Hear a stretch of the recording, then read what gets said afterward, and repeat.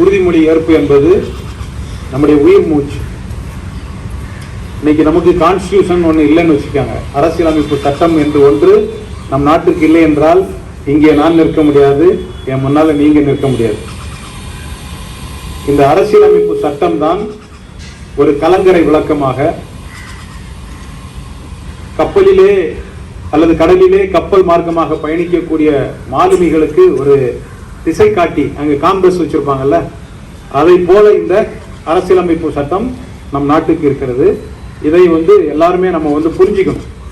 இது யாரோ சட்ட வல்லுநர்கள், அரசியல் அதிகாரத்தில் இருக்கிறவர்கள் மட்டும்தான் இதை தெரிஞ்சுக்கணும் அப்படின்னு இல்லை. மாணவர்களாகிய நீங்கள் ஒவ்வொருவரும் இதை தெரிந்து கொள்ள வேண்டும். இந்திய அரசியலமைப்பு சட்டம் என்பது என்ன, அது யாரால் எப்போது எதற்காக ஏற்படுத்தப்பட்டது, அந்த அரசியலமைப்பு சட்டம் என்னென்ன பணிகளை மேற்கொள்கிறது, அரசியலமைப்பு சட்டம் நமக்கு என்ன தருகிறது, என்ன உரிமைகளை தருகிறது, நம்மிடம் என்ன எதிர்பார்க்கிறது, இப்படிப்பட்ட தகவல்கள் அனைத்தையும் நாம் தெரிந்து கொள்ள வேண்டும். ஆகவே அன்பு மாணவ கண்மணிகளே, நீங்கள் அனைவரும் உங்களுடைய பாட புத்தகங்களை படிப்பதோடு நின்று விடாமல் இந்திய அரசியலமைப்பு சட்டம், அது புத்தகமாக பல்வேறு வடிவங்களிலே, தமிழிலே, ஆங்கிலத்திலே இருக்கிறது. அந்த புத்தகத்தை எல்லோரும் வாங்கி நீங்கள் வாசிக்க வேண்டும் என்று இந்த வேளையிலே அன்போடு கேட்டுக்கொண்டு, சிறந்த குடிமக்களாக வரும் நாட்களிலே இந்த நாட்டிலே நீங்கள் திகழ வேண்டும் என்று உங்களை வேண்டி கேட்டுக்கொண்டு விடைபெறுகிறேன். நன்றி, வணக்கம். நாம் சுதந்திரம் பெற்ற போது இருளிலே பெற்றோம். ஆனால் அதனுடைய தலைவர்கள், அதற்காக பாடுபட்டவர்கள் அதை வெளிச்சத்திற்கு நேராக வழி நடத்தினார்கள். எந்தவித பாரபட்சத்துக்கும் இன்றி மத ஆச்சரியங்களுக்கு இடம் கொடுக்காமல் மனித மாண்புகளுக்கு தான் இடம் கொடுத்தார்கள் அவர்கள்.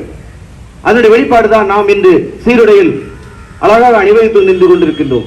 இல்லை என்றால் ஏதோ ஒரு சர்வாதிகார நாடு போல எதிர்த்து பேசினாலே இம் என்றால் சிறைவாசம் என்று இன்றைக்கும் அந்த நாட்களில் நாடுகள் இருக்கின்றன. அந்த மக்கள் வேதனையில் இருக்கிறார்கள். ஆனால் நமக்கு அந்த வேதனை தெரியவில்லை. ஏனென்றால் நாம் கட்டுப்பாடற்ற சுதந்திரங்கள் இருக்கின்றது. ஏனென்றால் அந்த முகவுரையிலே நாம் எழுதியிருப்பார்கள், நமக்கு நாமே எழுதி நாம் பெற்றுக்கொண்டோம் என்று.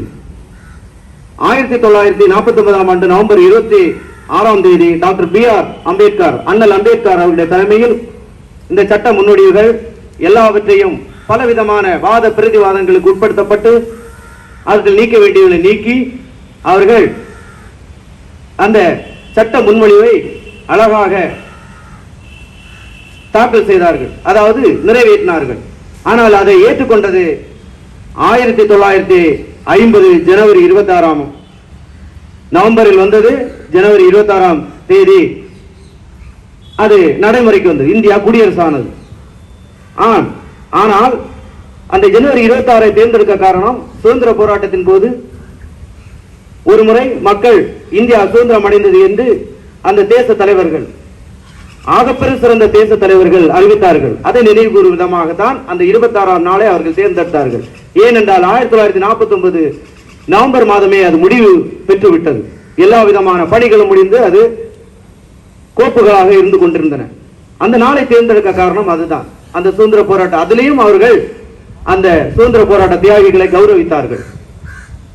42வது சுதந்திர, அதாவது அரசியலமைப்புடைய மினி கான்ஸ்டிடியூஷன், ஒரு குட்டி கான்ஸ்டிடியூஷன் என்ற இந்திரா காந்தி தலைமையில் மத சார்பற்ற என்கின்ற அந்த ஒரு வார்த்தை, அதாவது அது வார்த்தை அல்ல, அது ஒரு மந்திரம், இந்தியாவுக்கான ஒரு மந்திரம், அதை அவர்கள் சேர்த்தார்கள். இன்றைக்கும் அது சிலருக்கு நெருடலாகத்தான் இருந்து கொண்டே இருக்கட்டும். இந்த ஒன்றுதான் அவர்கள் அந்த மாற்றம் செய்தது. மற்றபடி அந்த 1950 ஜனவரி 26 என்று நாளன்று அமலுக்கு வந்த, அதாவது நடைமுறைக்கு வந்த இந்திய அரசியல் சட்டத்தை திருத்தவோ யாரும் என்ன செய்யவில்லை, அந்த முகவுரையை அதை மறுபரிசீலனை செய்யவோ யாரும் துணியவில்லை. இன்றைக்கும் சில நாசகார சக்திகள் அதை நிறைவு கொண்டிருக்கின்றன. அதை முறியடிக்கத்தான் மாணவர்களாக நாம் இங்கே அமைதியான முறையில் அழகாக அந்த நாளை அனுசரிக்கின்றோம். இந்த வாய்ப்புக்கு நன்றி கூறி அமர்கிறேன். நன்றி, வணக்கம். அனைவருக்கும் எனது காலை வணக்கத்தை தெரிவித்துக் கொள்கிறேன். இந்திய அரசியலமைப்பு சட்டம் 1949 ஆண்டு நவம்பர் 26 இயற்றப்பட்டது. இந்த நாளை அரசியலமைப்பு தினம் என்று நாடு முழுவதும் கொண்டாடப்படுகிறது. மேலும் இன்றோடு 76 ஆண்டுகள் நிறைவடைகிறது. இதனை முன்னிட்டு நாம் அனைவரும் ஒரு உறுதிமொழி எடுக்கப் போகிறோம். இந்திய அரசியலமைப்பு சட்டத்தின் முகப்புரையை நான் வாசிக்கிறேன். என்னை தொடர்ந்து நீங்களும் சொல்ல வேண்டும். இந்திய அரசியலமைப்பு முகப்புரை.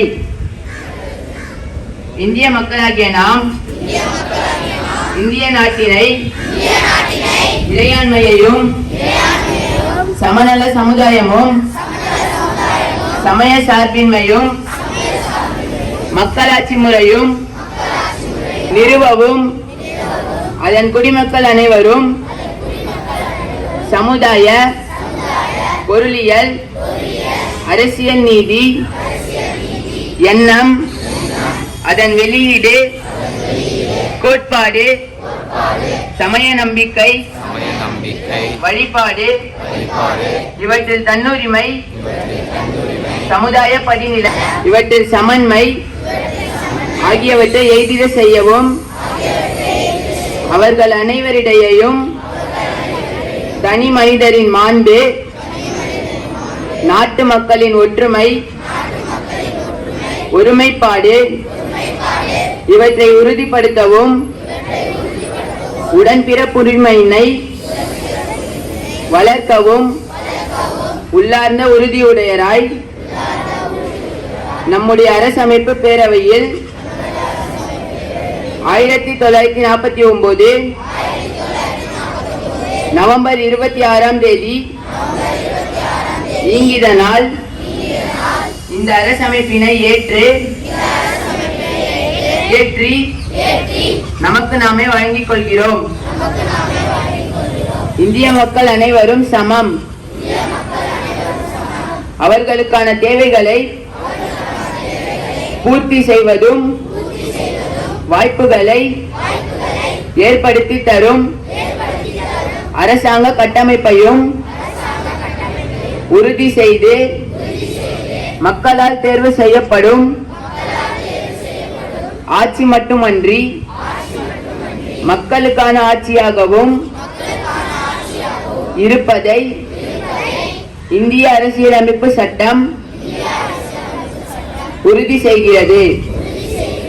நமது உரிமைகளையும் கடமைகளையும் நினைவு கூர்ந்து அறவழியில் முன்னேறுவோம் என உறுதியெடுப்போம்.